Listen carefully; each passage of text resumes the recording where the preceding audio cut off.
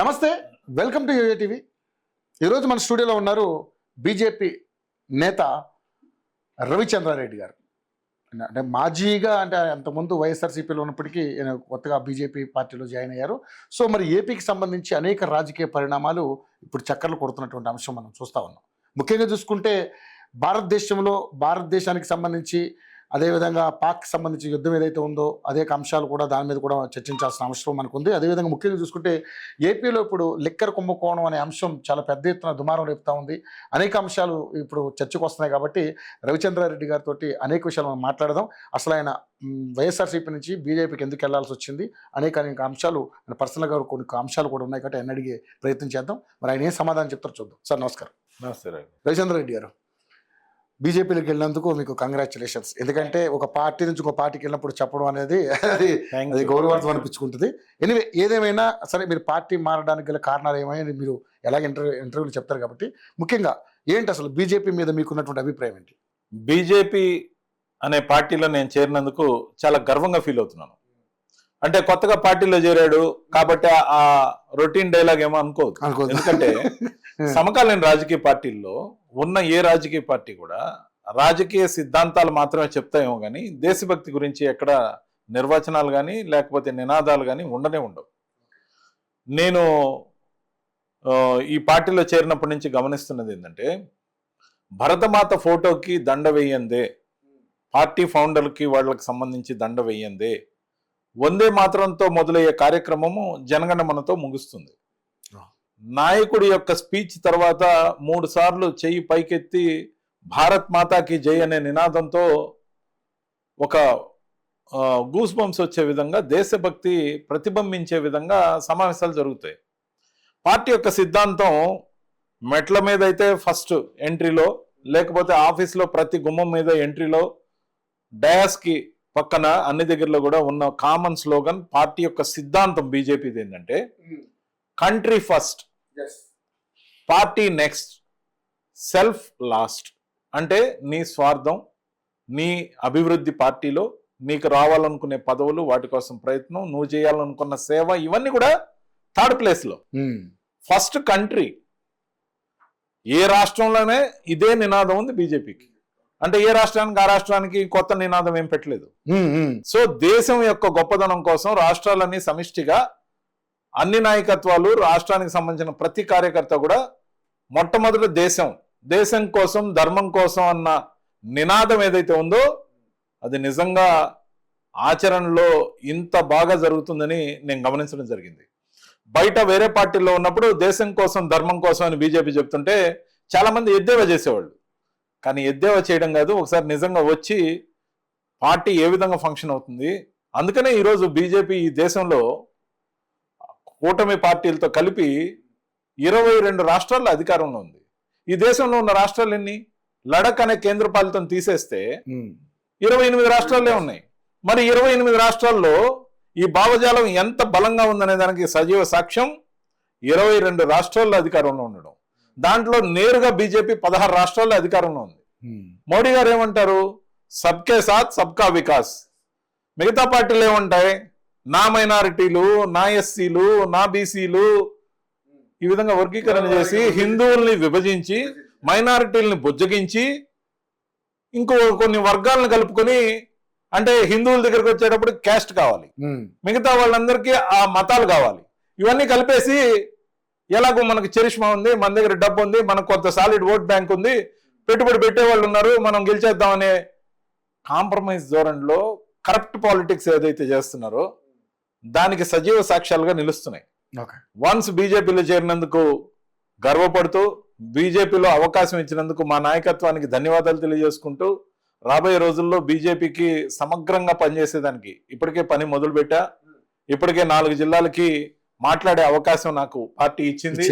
So ఖచ్చితంగా కూడా రాబోయే రోజుల్లో బీజేపీ యొక్క సిద్ధాంతాలు, బీజేపీ యొక్క వాల్యూస్, ఎథిక్స్, ఈ దేశభక్తి గురించి బీజేపీకి ఉన్న అంకిత భావం, ఈ బీజేపీ అనే పార్టీ ఈ దేశం కోసం, ధర్మం కోసం ఎందుకు ఏ విధంగా సేవ చేస్తుంది, నిజంగా ఎక్కడెక్కడ ఏమేమి జరుగుతున్నాయి మనం చూస్తున్నాం. ఖచ్చితంగా కూడా ఈ రోజున జరుగుతున్న కార్యక్రమాల్లో అన్ని కూడా బీజేపీ దేశం కోసం ఏ విధంగా గట్టిగా నిలబడింది, ఎన్ని విధానాల్లో మార్పు తెచ్చింది అనేది కూడా మీరు తెలుసుకుంటే మీ ద్వారా ప్రజలందరూ తెలుసుకుంటే సంతోషిస్తాను. ఎందుకంటే ఆర్టికల్ 370 కాశ్మీర్లో లిఫ్ట్ చేయడం కానీ, అయోధ్యలో రామ మందిరం కట్టడం కానీ, ట్రిపుల్ తలాక్ కానీ, కాదు సిటిజన్ అమెండ్మెంట్ యాక్ట్ తీసుకురావడం కానీ, త్రిబుల్ తలాక్ కానీ, లేకపోతే ప్రతి ఒక్కటి ఆయుష్మాన్ భారత్ కానీ, లేకపోతే పిఎం కిసాన్ యోజన కానీ, అంత్యోదయ స్కీమ్ ద్వారా ప్రతి పేదవాడికి రేషన్ ఉచితంగా ఇవ్వడం కానీ, అనేక కార్యక్రమాలు అన్ని రాష్ట్రాలకి అభివృద్ధి పదంలో నడిపిస్తూ దేశం యొక్క సమగ్రతను కాపాడుతూ దేశం కోసం నిలబడ్డ ఈ పార్టీ చేస్తున్న రాజకీయానికి మించి దేశ సేవ నాలుదీని ఈ రోజున 2014లో మోడీ గారు పగ్గాలు చేపట్టేటప్పటికి దేశ ఆర్థిక పరిస్థితి ప్రకారం ప్రామాణికంగా తీసుకుంటే ప్రపంచ దేశాల్లో 10వ స్థానంలో ఆర్థికంగా భారతదేశం ఉంది. ఈ రోజున 2025 మనం ఏప్రిల్లో ఉన్నాం, మేలో ఉన్నాం. సో ఖచ్చితంగా ఇప్పటికే ఇది 5వ స్థానంలో ఉంది ప్రపంచంలో. 5వ స్థానంలో ఉండడం 10 సంవత్సరాల్లోనే సాధ్యం అవడంతో పాటు 2025 ఆఖరికల్లా 4వ స్థానానికి రాబోతున్నాం మనం. 4వ స్థానానికి రావడంతో పాటు 2027కి 3వ ప్రపంచ ఆర్థిక శక్తిగా 3వ స్థానంలోకి మనం రాబోతున్నాం. సో దీనికి ఎంత విజన్ ఉండాలి, డిఫెన్స్ పరంగా తీసుకున్న మార్పులు, దేశ రక్షణ కోసం సమగ్రంగా తీసుకుంటున్న అనేక నిర్ణయాలు, మోడర్నైజేషన్ వైపు పరిగెడుతున్న రైల్వేలు, నేషనల్ హైవేలు, పోర్ట్లు, ఇవి 1 కాదు 2 కాదు, అన్ని రంగాల్లో బీజేపీ ముందుంది. ఖచ్చితంగా కూడా బీజేపీకి సభ్యుడినైనందుకు ఖచ్చితంగా కూడా రాబోయే రోజుల్లో ఇచ్చే ఏ బాధ్యత అయినా తీసుకుని ఖచ్చితంగా గొప్పగా బీజేపీ సిద్ధాంతాలను ప్రచారం చేయాలని కోరుకుంటున్నాను. రవిచంద్ర రెడ్డి గారు, ఓకే రైట్, బీజేపీలోకి ఈరోజు వచ్చారు, ఆ పార్టీకి ఆకర్షితులయ్యో లేక పార్టీ భావాజాలం మీకు నచ్చో వచ్చారు. అసలు నిజంగా మీరు బీజేపీలోకి వెళ్ళడానికి ఏంటి కారణం? ముఖ్యంగా అసలు వైసీపీని విభేదించడానికి కారణం ఏంటి? నేను రాజకీయంగా ఇది 19వ సంవత్సరం, 11 సంవత్సరాల పాటు కాంగ్రెస్లో ఉన్నా, 6 సంవత్సరాల పాటు వైఎస్ఆర్సీపీకి సేవ చేశాం. ఈ వైఎస్ఆర్సీపీ నుంచి బయట రావడానికి ప్రధానమైన కారణం అక్కడ ఉన్న కోటరీలో ఉన్న కల్మషమైన రాజకీయం. నాయకుడికి అభిమాన పాత్రుడిగా ఉన్నప్పటికీ, నాయకుడికి అనుకూలంగా ఉన్నప్పటికీ, నాయకుడి ఆశీస్సులు ఉన్నప్పటికీ అక్కడున్న కోటరీ ఏదైతే ఉందో వాళ్ళకి నచ్చకుంటే, మనం షార్ప్గా ఉంటే, మనం బాగా మాట్లాడితే, మనం బాగా ఫోకస్ అయితే, దేవుడిచ్చిన హైట్ పర్సనాలిటీ ఉంటే, నలుగురిలో నారాయణలాగా కాకుండా వంతపాడే గ్రూపులో లేకుండా వాళ్ళ కోటరీలో అడుగులకు మడుగులు ఒత్తే విధానంలో ఉండకుంటే వాళ్ళకి నచ్చదు. కాబట్టి ఈ దాష్టికాన్ని తట్టుకోలేక పార్టీ ఓడిపోయిన తర్వాత కొంతమంది అన్నారు నన్ను బయట వచ్చినానుక, అంటే పార్టీ అధికారంలో ఉన్నప్పుడు ఉండి లేకపోతే వెళ్ళిపోతావని. కానీ పార్టీ అధికారంలో లేనప్పుడు కూడా 8 నెలల పాటు ఉన్నాను. పార్టీలో ఎందుకు ఓడిపోయాం అనే విషయాల్ని నిస్సందేహంగా చర్చకి తీసుకోవాల్సిందని పట్టుబట్టాను. ముఖ్యంగా వై నాట్ 175 అని రాసిన వాడిని మీద పడి 2 కొట్టాలన్నంత కోపం వచ్చిందని కూడా చెప్పాను. దాంతోపాటు ముఖ్యంగా ఒక్క సర్వే కూడా నిజాయితీగా అధిష్టానమైన జగన్మోహన్ రెడ్డి గారికి ఇవ్వకుండా మ్యానిపులేట్ చేసిన వాళ్ళని నిందించాను. అసలు ఎవరెవరు కోవర్ట్లుగా పార్టీలో పనిచేస్తున్నారో సాక్షాత్తు నాయకుడికే చెప్పాను, మీడియాలో కూడా చెప్పాను. అంటే నేను తెగించి ఎందుకు చెప్పాలి? అలా చెప్తే కోటరీకి నచ్చదని నాకు తెలుసు. కానీ ఇప్పటికైనా దిద్దుబాటు చర్యలు లేకపోతే మరోసారి ప్రజలు దగ్గర రానిరని కూడా నాకు తెలుసు. నాయకుడిని భ్రమంలో ఉంచుతూ, నాయకుడిని గౌరవ అధ్యక్షుల్లాగా ఒక పక్కన పెట్టేసి వీళ్ళు ఉత్సవ విగ్రహాల పెత్తనం అంతా ఊరంతా దున్నేస్తుంటే, అధికారంలో లేనప్పుడు కూడా సంపాదనకి మార్గాలు ఎత్తుక్కుంటుంటే ఈ పార్టీ నిలబడదు. పైగా పార్టీ కార్యకర్తలతో ఏర్పడాలి, కొత్తగా వచ్చే సభ్యత్వాలతో పునరుత్తేజం పొందాలి. సభ్యత్వం అనేది నామోనిషాన్ని లేకుండా, అసలు సభ్యత్వమే ఇళ్ళకాలం చేయకుండా ఇది ఎక్కడ రాజకీయ పార్టీ? ఇవన్నీ అడిగినందుకు నాకు వివక్ష అనేది మొదలైంది. నా ప్రధానమైన బలం నా గళం. నేను మీడియాలోకి వచ్చి మాట్లాడితే చాలా మంది కనెక్ట్ అయ్యారు. పార్టీకి కూడా చాలా న్యాయం జరిగింది. అటు కాంగ్రెస్లో కానీ ఇటు వైఎస్ఆర్సీపీలో కానీ నేషనల్ స్పోక్స్ పర్సన్గా ఉన్నా నేను మాట్లాడితే ఒక వాల్యూ ఉంటుందని చెప్పి నన్ను చాలా మంది ఇష్టపడ్డారు. అదేవిధంగా కంటెంట్తో మాట్లాడతాడు, బూతులు మాట్లాడని ఆ మంచి పేరు కూడా ఉంది. దాంతోపాటు నేను మాట్లాడే మాటల్లో నిజం ఉంటే వీళ్ళకి రుచించలేదు. దాంతోపాటు ముఖ్యంగా హైరిడ్ పాలిటిక్స్ అంటే కార్యకర్తలతో, జిల్లా నాయకులతో, ప్రధానమైన నాయక గణంతో, ఎమ్మెల్యేలతో, ఎమ్మెల్సీలతో, మంత్రులతో, లేకపోతే వివిధ వర్గాల్లో ఉన్న మేధావులతో చర్చించి నిర్ణయాలు తీసుకుంటే నాయకత్వం ఎప్పటికీ అధికారంలో ఉండేదేమో. అలా కాకుండా కార్పొరేట్ పాలిటిక్స్ లాగా ఐపాక్ అనే ఒక సంస్థను తీసుకొచ్చి వాళ్ళకి 100 కోట్లు దోచిపెట్టి వాళ్ళు ఇచ్చిన నినాదాల్ని జగన్ అన్న నువ్వే మా భవిష్యత్తు, బా జగన్ అన్న మీతోనే మా జీవితం, నువ్వే మా నమ్మకం. ఇప్పుడు ఓడిపోయారు అంటే ఐపాక్ ఫెయిల్ అయినట్ట, జగన్మోహన్ రెడ్డి గారు ఫెయిల్ అయినట్ట?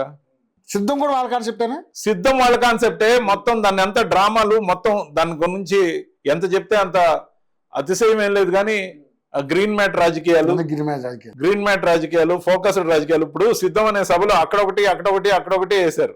కానీ ఎవరు కూడా హైవేల మీద వేసినప్పుడు ఏ ఊరు వాళ్ళు కూడా స్వచ్ఛందంగా వచ్చింది లేదు, అంత తోలకమే. జనాల్ని తోలి ఏదైతే బోర్డులు పట్టించారో, నినాదాల బోర్డులు, ఇవన్నీ కూడా corporate concept. This is not USA. అందుకనే ఈ ప్యాక్ అని వచ్చింది. ఈ ప్యాక్ అని వైసీపీని ప్యాక్ చేశారు పద్ధతిగా. మరి ఎందుకు చేశారో, మరి వేరే వాళ్ళతో కుమ్మక్కయ్య చేశారో, లేకపోతే లోపల ఉన్న వాళ్ళే ఆ విధంగా ఏం పర్లేదని చెప్పారో, కోర్టుగిరి ఎవరు చేశారో తెలియదు. కానీ ఈ పార్టీకి మనుగడ ఉండాలంటే ఇది కాదు పద్ధతి అని తెలుసుకోవడంతో పాటు ఈ రోజు మళ్ళీ ఐప్యాక్ వచ్చి పనిచేస్తుంది, మళ్ళీ డిస్కౌంట్లో వచ్చి పనిచేస్తుంది. సో అదే కోటరీ అన్ని బాధ్యతలు వాళ్ళు మాత్రమే వేసుకొని వాళ్ళ మీదనే పార్టీ ఆధారపడ్డట్టు. జగన్మోహన్ రెడ్డి గారు గెస్ట్ అపీరెన్స్ ఉంటే చాలు, మిగతా మేము నడుపుకుంటాం అన్నట్టు పార్టీని నడుపుకుంటాం. అంటే ప్రజల మద్దతు ప్యాక్ల మీదే, ప్రజల మద్దతుని మేము పాలిష్ చేస్తాం. ప్రజలకి గతి లేదు. చంద్రబాబు నాయుడు గారు కాకపోతే ఖచ్చితంగా మాకే ఓటేస్తారని వైఎస్ఆర్సీపీ భ్రమలో ఉంది. కానీ రాబోయే ఎలక్షన్స్ కి ఇంకో 4 ఏళ్ళు ఉంది. ఎన్నో విచిత్రాలు జరగబోతున్నాయి ఆంధ్రప్రదేశ్లో. కానీ అవన్నీ కూడా పరిగణలోకి తీసుకోకుండా వాళ్ళేదో సూపర్ 6 ఇచ్చారు, సూపర్ 7 అని చెప్పి కూడా ప్యారడీ చేసి సూపర్ 7 కూడా సూపర్ 6 కూడా అమలు కావట్లేదు. కాబట్టి ప్రజలంతా నోరు తెరుచుకుని మనం ఆ రోజుల్లో ఇచ్చే స్కీములు లాంటివి ఇవ్వట్లేదు కాబట్టి మనం వస్తే మళ్ళీ ఇచ్చేస్తాం, మళ్ళీ అకౌంట్లో డబ్బులు వేస్తాం కాబట్టి చచ్చినట్టు మనల్ని కోరుకొని మరి ఎతికి గెలిపిస్తారనే భ్రమలో ఉంది వైఎస్ఆర్సీపీ. అంత గతి లేకుండా ఏమి ప్రజలకు ఆప్షన్ లేకుండా ఉండదు రాబోయే ఎలక్షన్లో ఖచ్చితంగా కూటమి కలిసే పనిచేస్తుంది. అలా కాని పక్షంలో కొన్ని విచిత్రాలు జరిగే అవకాశం ఉంది. వాటిని నేను ఇప్పట్లో రివీల్ చేయను, మీరు 18 నెలల్లో చూస్తారు. ముఖ్యంగా నేను అనేది ఏంటంటే ఈ కార్పొరేట్ రాజకీయాలు 100 కోట్లు ఐప్యాక్ దోచిపెట్టేటప్పుడు కార్యకర్తలు గుర్తురారు, ముఖ్యంగా నాయకులు గుర్తురారు, జిల్లా అధ్యక్షులకు అసలు ఛాన్సే లేదు, ఎమ్మెల్యే క్యాండిడేట్లకు అపాయింట్మెంటే లేదు, మంత్రులకే దిక్కు లేకపోతే ఎమ్మెల్యేలు మీరేంది అపాయింట్మెంట్ అడిగేదని దబాయించిన కోటరీ. అసలు ఎన్నో మైనస్ పాయింట్లతో ఉన్న దాంట్లో నేను కొందరు కోవట్ల గురించి నేమ్ చేసి జగన్మోహన్ రెడ్డి గారికి ఫిర్యాదు చేసి ఓపెన్ మీడియాలో చెప్పినప్పుడు వచ్చిన ఘర్షణతో రాజీనామా చేసి బయటొచ్చా. రాజీనామా చేసినందుకు సంతోషంగా ఉన్నా.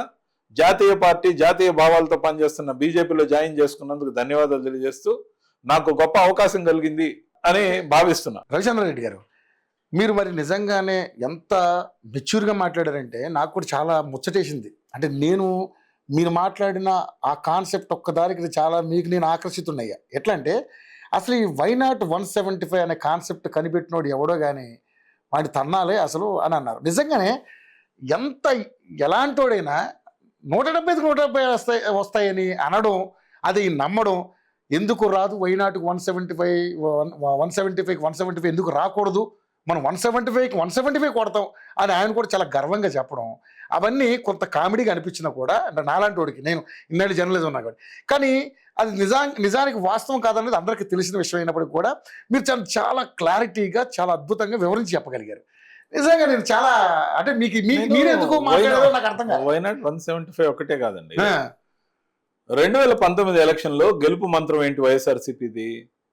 కులం చూడం, మతం చూడం, పార్టీలు చూడం, ప్రాంతాలు చూడం, పార్టీలు చూడం, వర్గాలు చూడం, ప్రతి పేదవాడిని దగ్గర తీస్తాం, ప్రతి ఒక్కరిని ఆసరాగా నిలబడే పార్టీగా వైఎస్ఆర్సీపీ ఉంటుందన్నారు. సూపర్ హిట్ అయింది. దాన్ని తీసేసి నా ఎస్సీలు, నా బీసీలు, నా మైనారిటీలు అని చెప్పి వర్గీకరణ చేసి కులాల మధ్య చీలికి తేవాలన్న తలంపు తెచ్చిన అతి మేధావివుడు, దాంతోపాటు వైనాట్ 175 నినాదం రాసిన జోకర్ ఎవడు? ఇలాంటి జోకర్లు చేసిన ప్యాంపరింగ్ ఏదైతే ఉందో, నాయకుడిని ఎంత ఎక్కువ ప్యాంపర్ చేస్తే, ఎంత అతిగా పొగిడితే అంత దిష్టి తగలడం కాదు దరిద్రం పట్టుద్ది అన్నట్టు జగన్ అన్న నువ్వే మా నమ్మకం అంటే వీళ్ళ మీద వీళ్ళకి నమ్మకం లేదు, ప్రజల మీద వీళ్ళకి నమ్మకం లేదండి. అంటే దారిన పోయే స్కూల్ పిల్లడికి టికెట్ ఇచ్చినా వాడు గెలవాలా, లేకపోతే ఎవరినైనా దారిన పోయే ఎవరిని తీసుకొచ్చి పెట్టినా వాడికి ఏ అర్హత లేకపోయినా వాడిని నిలబెడితే జగన్మోహన్ రెడ్డి గారు బొమ్మ చూసి ఓటేయాలా, ఆ కాడికి తెచ్చేశారు ఆయన్ని. అంతగా అతిగా ప్యాంపర్ చేసి జగనన్నా నువ్వే మా నమ్మకం, నువ్వెవరినన్నా నిలబెట్టన్నా. ఆ దశలోనే ప్రధానమైన నాయకులను తరివేసిన కోవర్టు సకల దరిద్రాలకు కారణం ఆ సకలం కాంక్రీట్ కుర్చీ. ముఖ్యంగా కోవర్ట్ రాజకీయం కాకపోతే తెలుగుదేశానికి అభ్యర్థులు లేని దగ్గర అభ్యర్థులను సప్లై చేసే విధంగా వైఎస్ఆర్సీపీ నుంచి ప్రధానమైన నాయకుల్ని సరైన టైంలో బహిష్కరించడం ఏంటి? లేదు వీళ్ళకి కానీ అపాయింట్మెంట్ కానీ జగన్మోహన్ రెడ్డి గారి దగ్గరికి పోకపోతే అలిగి పార్టీ వదిలి వెళ్ళిపోతారంటే 80% వీళ్ళకి అపాయింట్మెంట్ ఇద్దని పార్టీ నుంచి వదిలిపోయే విధంగా చేసింది ఎవరు? ఆ సకలం. సూపర్. ఖచ్చితంగా కూడా నేను అనేది ఏంటంటే సకల దరిద్రాలకి కారణం సకలమే. కానీ ఆ సకలంకే జగన్మోహన్ రెడ్డి గారు మళ్ళీ ప్రయారిటీ ఇచ్చి పార్టీ మొత్తాన్ని అతని చేతిలో పెట్టి అతని కిందే మీరు సచ్చినట్టు పనిచేయాలి, ఇది నా పార్టీ నా ఇష్టం, ఉంటే ఉండండి పోతే పోండి, నా చరిష్మాతో మళ్ళీ ఎలక్షన్కి అందరూ వచ్చేస్తారనే భ్రమలో ఏదైతే ఉన్నారో కరెక్ట్ కాదు. టేక్ ఇట్ గ్రాంటెడ్ కాదు. కరెక్టే. గుడ్డు మీద ఖచ్చితంగా అదే కాదు, గుడ్డు మీద కూడా ఆయన బొమ్మ వేసుకుని అంత ట్యాంపరింగ్ చేశారంటే ఆయన ఎందుకంత నమ్మలేకపోయాడు. అదొక్కటి కాదండి, మత్తులో పెట్టేశారండి. మరి ఏ మహారాజుకైనా ఏ చక్రవర్తికైనా కూడా అతిగా పొగిడినప్పుడు పక్కన వాళ్ళు ఎవరో ఒకరు కాస్త గిచ్చి స్పృహలోకి తెస్తారు. అలా కాకుండా ఈయన స్పృహలోకి తేకుండా అలా పెట్టి గడప గడపకి అని చెప్పి ఎమ్మెల్యేలందరికీ తలా ఒక సంచి ఇచ్చా. ఆ సంచి సామాను సర్దుకొని ఆ స్టిక్కర్లన్నీ ఎమ్మెల్యేల చేత గోడలకు అంటించా. చాలా మంది వద్దు పొమ్మంట్రి. ఎప్పుడైతే గడప గడప కార్యక్రమం పెట్టారో అదే సకల దరిద్రాలకు మూలం. ఎందుకంటే ఏ ఒక్కడికైనా నాయకుడు నేరుగా వచ్చి అమ్మ నీకు సమస్యలు ఉన్నాయా అంటే, అరే మొగుడైనా ఇంట్లో అన్ని కోరికలు తీర్చలేడండి. ఇంటి పెద్దగా ఒక మొగుడు కూడా ఇంటి కోరికలన్నీ కూడా తీర్చలేడు. అవును. అరే హోంవర్క్ పుస్తకం తెచ్చికపోతే ఇబ్బంది అనుకుంటే, సాయంత్రం సినిమాకి తీసుకుపోలేదని ఇబ్బంది అనుకుంటే, ఒకరికి మిర్చి బజ్జీ పెట్టించలేదని కోపం కూడా రావచ్చు. ఇలాంటి అనేక కోపాలు, దోమలు కుట్టినప్పుడో, డ్రైన్ దిగినప్పుడో, లేకపోతే ఈదులో దుమ్మున్నప్పుడో, లేకపోతే చెత్త కరెక్ట్ టైంకి దిగినప్పుడో, లేకపోతే ఇంకోటో సమస్య అనేది ప్రతిరోజు ప్రతి దగ్గర ఏదో ఒకటి అరైజ్ అవుద్ది. నాయకుడు గడప గడపకి పోయి తలుపు తట్టి అమ్మా మీకేమన్నా సమస్యలు ఉన్నాయా, మా సార్ పంపించారు నన్ను, నేను మీ ఎమ్మెల్యేనని చెప్పినప్పుడు వాళ్ళ సమస్యలన్నీ ఏకరవ పెట్టడంతో వీళ్ళకి మోహన్ జల్లక వీడియోలు తీస్తున్నారని పక్కకు పోవడం, వాళ్ళ శాపనార్థాలు పెట్టడం. అంటే ఎలక్షన్ కు ముందే గ్రౌండ్ ప్రిపేర్ చేసుకున్నారు వైఎస్ఆర్సీపీ నాయకులు, వెళ్ళిపోవడానికి సిద్ధం. ఈ కాన్సెప్ట్ ఇచ్చింది ఇప్పుడు గడప గడపకి వైఎస్ఆర్సీపీ ప్రభుత్వాన్ని అయిపోయాయి. దాన్ని స్ట్రిక్ట్ గా సంచేసి ఎవరైతే పోయారో మళ్ళీ అదే ఐపాక్ రిపోర్ట్ ఇచ్చింది. వీళ్ళకి నెగటివ్ ఒపీనియన్ ఉంది, జనంలో బాగలేదు, ఏ అర్బకుండా ఏ ఓడిపోయే క్యాండిడేట్ వాళ్ళు సూచించిన వాళ్ళకి టికెట్లు ఇచ్చారు. మీరు గమనించండి, అనేక దగ్గరలో అప్పటి వరకు వార్డు కార్పొరేటర్ గా ఉన్న వాళ్ళని ఎమ్మెల్యే అభ్యర్థి, సర్పంచ్ గా ఉన్న వాళ్ళని ఎమ్మెల్యే అభ్యర్థి, లేకపోతే అసలు ఊరు పేరు తెలియని వాళ్ళని 2 దగ్గరలో ఎంపీల అభ్యర్థి. ఎగ్జాంపుల్ రాజమండ్రి, నరసాపురం. మీరు వాళ్ళ పేర్లు ఎప్పుడైనా బయట బహిరంగంగా విన్నారా? వాళ్ళ పేరు ప్రతిష్టలు కానీ, సేవలు కానీ, లేకపోతే ఏవైనా కానీ, సేవలు కానీ లేదు కదా. అప్పటికప్పుడు ఓవర్ నైట్ నాయకులు పుట్టుకొచ్చారు. హీరో కదండి ఆయన. అంటే నేను అనేది ఆ విధంగా, అరే అభ్యర్థి ఎవరైతే ఏంటి సార్, మీ బొమ్మ ఉంది, అక్కడ ఫ్యాన్ ఉంది, వాటికి వేస్తారు. మనం 32 సార్లు బటన్ వస్తాం, వాళ్ళు 2 సార్లు వస్తామని మీరే మాట్లాడాలి. ఆయన చేత మాట్లాడిచ్చారండి. ఆయన చేతే స్పీచ్ల్లో సిద్ధం సభల్లో నేను 32 సార్లు బటన్ వత్తా, మీరు 2 సార్లు బటన్ వత్తండి పని అయిపోద్దని చెప్పించారు. ఏ నాయకుడి చేతైనా ఇలాంటి డైలాగ్ చెప్పిస్తారా? బుద్ధున్నోళ్ళు దరిద్రపు ఐపాక్ కాకపోతే. సకల దరిద్రాలకు కారణం సకలం, ఆ నెక్స్ట్ ఐపాక్. కార్యకర్తలు దన్ను లేకపోవడం, నమ్మిన వాళ్ళకి, నానుకున్న వాళ్ళకి, ముఖ్యంగా కాంట్రాక్ట్ చేసిన వాళ్ళకి ఆత్మహత్యలు చేసుకునే దుర్భరమైన పరిస్థితి అవడం, అడిగినోడికి అడగనోడికి తలా ఒక 10,000 రూపాయలు వాళ్ళ అకౌంట్లలో వేయటం, గవర్నమెంట్ అగ్రిమెంట్ చేసుకున్న కాంట్రాక్టులకు బిల్లులు ఇవ్వకపోవడం. సాక్షాత్ గవర్నమెంట్ ఏదైతే అగ్రిమెంట్ చేసుకుంటుందో దానికి బైండ్ ఓవర్ కదా, సబ్సిక్వెంట్ గవర్నమెంట్ కూడా బైండ్ ఓవరే. మీరు అగ్రిమెంట్ చేసుకున్న వాడికేమో డబ్బులు ఇరు, అడగనోడికేమో కొత్త స్కీములు. వాహన మిత్ర, లేకపోతే ఇంకో మిత్ర, లా నేస్తం. అసలు ఎవరన్నా అడిగారు మిమ్మల్ని? అంటే అన్ని వర్గాలకి తలా ఒక స్కీమ్ ఇచ్చాం, అందరికీ చక్కగా అడిగినోడికి అడగనోడికి ఇచ్చాం స్కీములు. మనం బినామీలు చేసుకుందాం స్కాములు, కావలసినంత డబ్బు ఉంది, మళ్ళీ ఖర్చు పెడతాం, ఐపాక్ స్క్రిప్ట్ ఇస్తుంది, మళ్ళీ గెలుస్తాం, మళ్ళీ గెలుస్తాం, ఎప్పటికీ గెలుస్తాం, 30 ఏళ్ళు ఉంటాం. అరే 30 ఏ రోజైనా రాబోయే 5 ఏళ్లకి గత 5 ఏళ్ల పరిపాలన చూడండి, లోటుపాట్లుండి సవరించుకుంటా మరో 5 ఏళ్లు ఇవ్వమనే ఆశీర్వాదం ప్రజల్ని కోరడానికి ప్రజల్లోకి వస్తున్నా అని ఏ రోజు పిలిపివలా. మరో 30 ఏళ్ల కోసం ఆయన ఓటు అడిగాడు, భయపడ్డారు. మరో 30 ఏళ్ల కోసం ఆయన ఓటు అడుగుతున్నాడు, ఇది కష్టం, ఇది మన భవిష్యత్ తరాలకు నష్టం అని చెప్పి వద్దన్నారు. భయపడ్డారు, నిజంగా చెప్పాలంటే భయపడ్డారు, లిటరల్లీ భయపడ్డారు. ఎప్పుడైనా అతి చేస్తే ఇదే గతి. అంతే. చుట్టూ ఉన్న వందిమాగదులు లాంటి వాళ్ళు ఇచ్చే దొంగ స్క్రిప్ట్లు, ఒరిజినల్ సర్వేలు దాచేయటం, అందిన కాడికి దోచేయటం, ప్రతి దాంట్లో స్కామ్ చేసుకోవటం. అదేమన్నా మాట్లాడితే ప్రజలకు స్కీములు ఇచ్చాం కదా, మనకు ఆ మాత్రం స్కాములు లేకుంటే ఎలా? ఓ 10 మంది 20 మంది ముఠాగా తయారవటం. ఈ ముఠా దగ్గరే ఉన్నాయి మొత్తం స్కామ్లన్నిటి డబ్బులు, ఈ ముఠా దగ్గరే ఉన్నాయి. అవును, నిజంగానే. ఆ ముఠా మాత్రమే ఇప్పుడు జగన్మోహన్ రెడ్డి గారు చుట్టూ ఉన్నారు. ఎందుకంటే వీళ్లే బినామీలు, వీళ్లే ముఠా సభ్యులు. అందరూ అందిన కాడికి తీసుకున్న స్కీముల్లో వీళ్ళు మాత్రం ఆయన చుట్టూన్నారు. కానీ కాన్సెప్ట్ కూడా గొప్ప కొత్త కాన్సెప్ట్. వాళ్ళు ఎవరు లేరు. అవును అవును. అభిమానులు, నిజంగా ఆయన ప్రేమించేవాళ్ళు, అతి పేదవాళ్ళు ఆయన చుట్టూలో ఒక్కరన్నా ఉన్నారా? భజన పరులే ఎక్కువ ఉన్నారు. భజన పరులు కాదు, స్కాములు చేసిన వాళ్ళు, లేదు స్కాముల్లో డబ్బు బినామీలుగా పొందిన వాళ్ళు ఆయన చుట్టూ ఉన్నారు. ఎందుకంటే వీళ్ళు పోతే ఆయనకు నష్టం కాబట్టి వాళ్ళకే తలా ఒక పదవి ఇచ్చి కూర్చోబెట్టుకున్నారు. ఇది ఒక ప్రైవేట్ లిమిటెడ్ కంపెనీ వైఎస్ఆర్సిపి. దానికి స్క్రిప్ట్ రైటరు లేకపోతే ఇంకోటి ఏదన్నా ఉంటే ఆ ఐప్యాక్. జనాల్లో నిజంగా చెప్పాలంటే జగన్మోహన్ రెడ్డి గారు అదృష్టవంతుడు. అలాంటి చరిష్మా ఈ మధ్య కాలంలో ఏ రాజకీయ నాయకుడికి లేదు, రాలేదు. కానీ ఆయన తప్పులు తెలుసుకోవట్లా, ఆయన దిద్దుకుంటాను చిత్తశుద్ధితో చెప్పట్లా. మళ్ళీ అధికారం వస్తే అందరికి నడ్డి విరుస్తా, పోలీసులు బట్టలు ఓడదీస్తా, 2.0 చూపిస్తా, నా కార్యకర్తలు నేను రక్షించుకుంటా. సినిమా మామూలుగా ఉండదు. కానీ సినిమా మామూలుగా ఉండదు. అప్పుడే బ్లూ బుక్ అందరికి తలా డిస్ట్రిబ్యూట్ చేస్తున్నారు ఆఫీస్లో. కాబట్టి ఆ బ్లూ బుక్ సంగతి కోసం అన్నా గెలిపిమని అడగాలి. లేకపోతే తెలుగుదేశం వాళ్ళు దాడులు చేస్తున్నారు కాబట్టి నేను దాడులు చేయడం కోసం మళ్ళీ నాకు ఓటేయమని చెప్పన్నా అడగాలి. స్కీములు ఇస్తా, స్కాములు చేసుకుంటా కాబట్టి మళ్ళీ నన్ను గమనించండి అన్నా అడగాలి. అలా కాకుండా చిత్తశుద్ధితో, నిజాయితీగా, న్యాయంగా ప్రజల్లో జగన్మోహన్ రెడ్డి గారిని మళ్ళీ గెలిపించాలనే ఆలోచన వచ్చే విధంగా ఎవరు స్క్రిప్ట్ రాయట్లా. ఇప్పుడు కూడా కోవర్ట్లు అందరూ అక్కడే ఉన్నారు. ఇంకా నాశనం ఇప్పుడు కూడా కోవర్ట్లు అందరూ అక్కడే ఉన్నారు. స్క్రిప్ట్ రాసేవాళ్ళు కోవట్లే, ఇప్పుడు నిర్ణయాలు తీసుకుంటున్న వాళ్ళు కోవట్లే, ఇప్పుడు సకలము అక్కడే ఉన్నాడు. ఇబ్బంది ఏం లేదు. కాబట్టి కూటమి మళ్ళీ గెలుస్తుంది. మేము సంతోషంగా ఉంటాం. రైట్.